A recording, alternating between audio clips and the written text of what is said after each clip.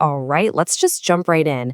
Today, we're going to talk about what it actually means to be smart. And I have a feeling it's probably not what you think. So, let me ask you something right off the bat. What if being smart isn't what you think it is? What if all that stuff we learned about memorizing facts and always having the right answer?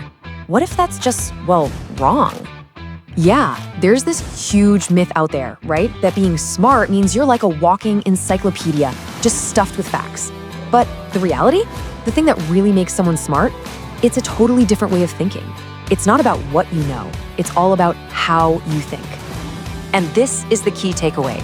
Real intelligence, it's not about what you know.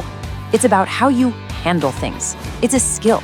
It's about how you deal with problems, how you manage stress, and maybe the biggest one of all, how you handle disagreements. Okay, so here's our game plan. First, we're gonna redefine smart. Then we'll dive into some really practical habits, learning instead of arguing, zooming out and focusing in, and the power of the pause. And then we'll tie it all together so you can start building this new thinking habit for yourself.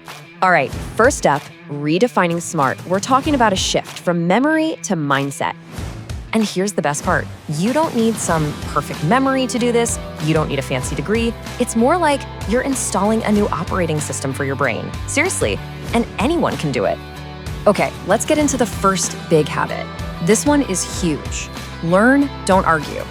It's all about switching from trying to win an argument to just trying to understand where the other person is coming from. And trust me, this is a total game changer. And this phrase, this is your new secret weapon. Help me understand why you think that. Think about it. It's not aggressive, right? It's not an attack. It's an invitation. And just like that, you've gone from a fight to a conversation. So let's break this down. The typical response? We jump in and argue to prove we're right. We've all done it. But the smart response? Just ask questions. Try to get it. And what happens is kind of wild. Those defensive walls just melt away, and suddenly you can actually talk. All right, our next habit is a two-parter, and it's all about managing your perspective and your energy. It's called zoom out, focus in, and it's an amazing technique for getting a handle on your problems and, more importantly, your reactions. So zooming out is all about reframing. When something goes wrong, instead of seeing it as this huge, terrible problem, you look at it like a puzzle. A single setback isn't a total failure, it's just a clue. A piece of the puzzle. See the difference? A puzzle is something you can solve. A problem just sounds scary and overwhelming. And then there's the focus in part. This is where you stop wasting energy. So much of our stress comes from spinning our wheels, worrying about stuff we have zero control over. The truly smart move? It's drawing a clear line in the sand between what you can actually do something about and what you can't. And here are some really simple examples, right? You can't control the weather, but you can control whether you bring an umbrella. You can't control the outcome of a job interview, but you can control how much you prepare, your response, your effort. That's where your power is. The other stuff, you gotta let it go.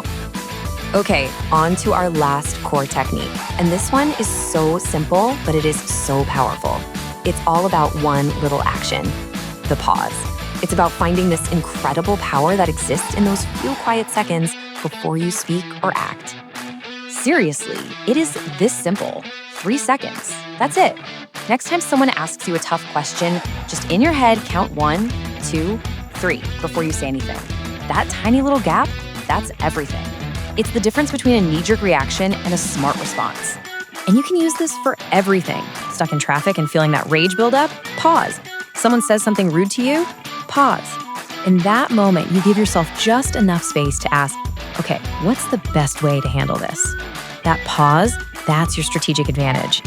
And I want you to really think about this. The person in the room who can think while everyone else is just reacting, the one who stays calm when things get heated, that person has all the power. Okay, so let's put all the pieces together. How do we actually make this our new way of thinking, our default setting? Well, it's probably easier than you think. So here they are, the big habits. Number 1, ask questions, don't just argue. 2, see patterns and puzzles, not just big, scary problems. 3, focus only on what you can control. And numbers 4 and 5 are all about that pause. Use silence to think before you speak and pause before you react. That's it. That's your new tool. So what's the goal here? Why do all this? Because it helps you become that person who stays calm under pressure, the person who sees a solution when everyone else is stuck on the problem. It's about making better decisions, plain and simple. So, I'm gonna leave you with a question. Don't try to master all of these overnight. That's just not realistic. Instead, just pick one. Which one of these habits are you gonna start with today? Because that one choice, that's the first step.